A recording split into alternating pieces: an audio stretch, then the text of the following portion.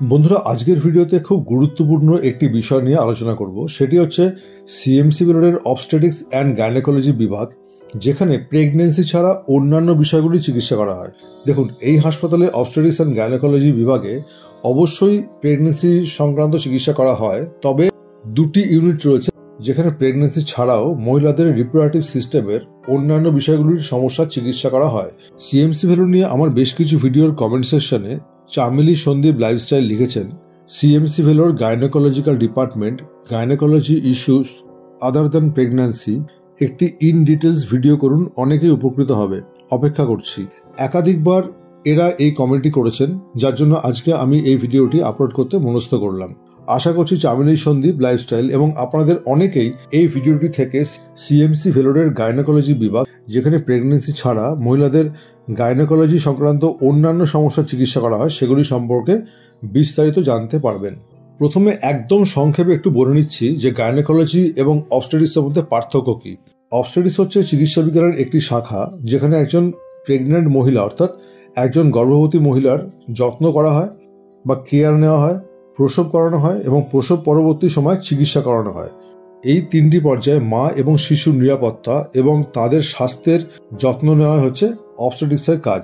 আর অপরদিকে গাইনোকোলজি হচ্ছে চিকিৎসা বিজ্ঞানের অপর একটি শাখা, যেখানে মহিলাদের রিপ্রোডাক্টিভ অর্গান বা প্রজনন অঙ্গ এবং প্রজনন সংক্রান্ত রোগ এবং তার সমস্যা এবং তার চিকিৎসা নিয়ে কাজ করা হয়। এর মধ্যে মূলত জরায়ু বা ইউটেরাস, ডিম্বাশয় অর্থাৎ ovary, Fallopian tube, vagina, breast ইত্যাদির বিভিন্ন সমস্যার চিকিৎসা অর্থাৎ গর্ভধারণ ছাড়া মহিলাদের রিপ্রোডাক্টিভ সিস্টেমের রোগ এবং সার্জারি সংক্রান্ত চিকিৎসা হচ্ছে গাইনোকোলজি। বন্ধুরা, আসুন এবার মূল ভিডিওতে ফেরা যাক। মূল ভিডিওতে আমি যেটি নিয়ে বলতে চাইছি সেটি হচ্ছে সিএমসি ভেলোরের অবস্টেটিক্স এবং গাইনোকোলজি বিভাগে, যেখানে প্রেগন্যান্সি ছাড়া মহিলাদের বিভিন্ন সমস্যার চিকিৎসা করা হয়, তার দুটো ইউনিট রয়েছে।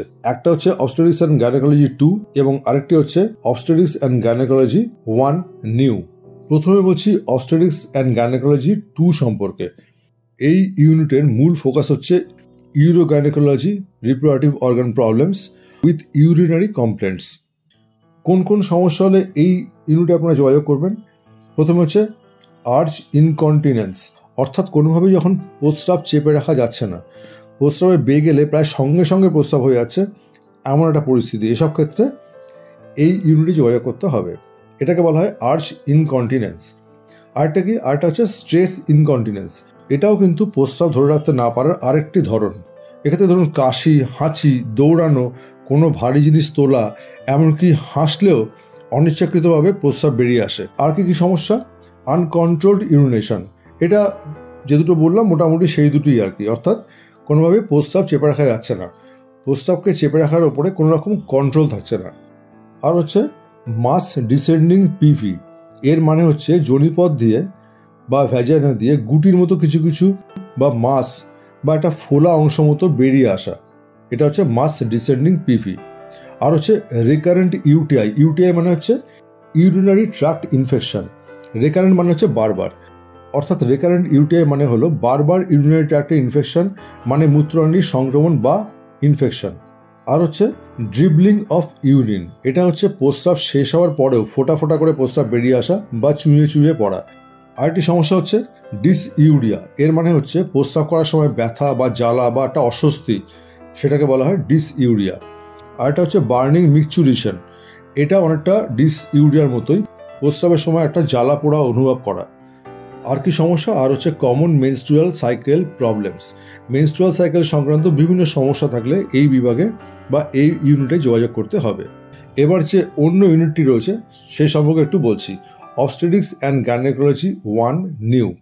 এই ইউনিটে নন প্রেগনেন্সি রিপ্রোডাক্টিভ অর্গান প্রবলেমস নিয়ে মূলত ডিল করা হয়। কোন কোন সমস্যা হলে এখানে দেখাবেন? এক নম্বর হচ্ছে লোয়ার অ্যাবডোমিনাল পেন, বুঝতে পারছেন, তলপেটে ব্যথা। আর হচ্ছে মেনোরেজিয়া। মেনোরেজিয়া হচ্ছে মেনস্ট্রুয়েশনের সময় অর্থাৎ মাসিকের সময় অতিরিক্ত রক্তপাত, এটাকে বলে মেনোরেজিয়া। আর হচ্ছে ডিসমেনোরিয়া। ডিসমেনোরিয়া হচ্ছে মেনস্ট্রুয়েশন বা মাসিকের সময় তলপেটে তীব্র একটা যন্ত্রণা। আর হচ্ছে কোন সমস্যা? আর হচ্ছে অ্যামিনোরিয়া। অ্যামিনোরিয়া হচ্ছে মেনস্ট্রুয়েশন সম্পূর্ণ বন্ধ হয়ে যাওয়া। আর কি সমস্যা? আর হচ্ছে প্রি মেনস্ট্রুয়াল সিমটমস। প্রি মানে বুঝতে পারছেন আগে। এই প্রি মেনস্ট্রুয়াল সিমটমস হচ্ছে মেনস্ট্রুয়েশনের আগে একটা মুডের পরিবর্তন সেই সঙ্গে ব্রেস্টে ব্যথা, মাথা ব্যথা ইত্যাদি। এগুলো সবকটাকে নিয়ে বলা হচ্ছে প্রি মেনস্ট্রুয়াল সিমটমস। আর হচ্ছে অ্যাবডোমিনাল ভ্যাজাইনাল ব্লিডিং, অর্থাৎ বুঝতে পারছেন যে যোনিপথ বা ভ্যাজাইনা দিয়ে রক্তপাত হচ্ছে। আরেকটি সমস্যা হচ্ছে হাইপোগোনাডিজম ফিমেল। হাইপো মানে সবসময় মনে রাখবেন কম, হাইপো মানে কম, হাইপার মানে বেশি। হাইপোগোনাডিজম ফিমেল এর মানে হচ্ছে মহিলাদের ক্ষেত্রে ইস্ট্রোজেন বা প্রোজেস্টেরন দুটি হরমোন থাকে, সেই হরমোন দুটি পর্যাপ্ত পরিমাণে উৎপাদন না হওয়া বা বন্ধ হয়ে যাওয়া। আরেকটি সমস্যা হচ্ছে অ্যাবনর্মাল পিউবার্টি ফিমেল। পিউবার্টি মানে হচ্ছে বয়ঃসন্ধি। মেয়েদের ক্ষেত্রে বয়ঃসন্ধি যদি অনেক আগে বা অনেক পরে শুরু হয় বা অস্বাভাবিকভাবে শুরু হয়। এছাড়াও ইরেগুলার সাইকেলের সমস্যা, বুঝতে পারছেন এই কথাটির মানে হচ্ছে অনিয়মিত মেনস্ট্রুয়েশন। পোস্ট কয়টাল ব্লিডিং, অর্থাৎ ইন্টারকোর্সের পরে ভ্যাজানিতে রক্তপাত হওয়া। এই সমস্ত সমস্যার ক্ষেত্রেও কিন্তু এই ইউনিটে যোগাযোগ করতে হবে। বন্ধুরা, এবার বলছি কোন কোন ডাক্তাররা এই দুটি বিভাগের সঙ্গে যুক্ত আছেন। বন্ধুরা, প্রথমে বলছি যে সমস্ত ডাক্তাররা অবস্টেটিক্স অ্যান্ড গাইনোকোলজি 2 এই ক্লিনিকের সঙ্গে যুক্ত তাদের নাম: doctor Meenakshi Kumari, doctor Vaibhav Landhe, doctor Emily Divya Ebenezer, doctor Tamma Anusha Reddy, doctor Lily Varghese এবং ডক্টর পুষ্পলতা কুমারী। এনারা রয়েছেন অবস্টেটিক্স অ্যান্ড গাইনোকোলজি 2 এই বিভাগটির সঙ্গে, অর্থাৎ এই ইউনিটটির সঙ্গে। আর অবস্টেটিক্স অ্যান্ড গাইনোকোলজি 1 নিউ এই বিভাগটির সঙ্গে বা এই ক্লিনিকটির সঙ্গে যে সমস্ত ডাক্তাররা যুক্ত রয়েছেন তারা হচ্ছেন Smita Elizabeth Jacob, Elza Rebecca খারসেন্টিউ এবং এলসি থমাস। বন্ধুরা, এই প্রসঙ্গে বলে রাখছি, ডক্টর স্মিতা এলিজাবেথ জ্যাকব কিন্তু খুবই নামকরা এবং দক্ষ একজন ডাক্তার। আপনারা অনেক সময় জিজ্ঞেস করেন যে অমুক বিভাগে সেরা ডাক্তারের নাম বলুন বা কোন ডাক্তার সবচেয়ে বেস্ট, এরকম প্রশ্ন আপনারা অনেক সময় করেন। আমি গাইনি বিভাগ সম্পর্কে এটুকু বলতে পারি যে ডক্টর স্মিতা এলিজাবেথ জ্যাকব কিন্তু খুবই নামকরা এবং দক্ষ একজন ডাক্তার।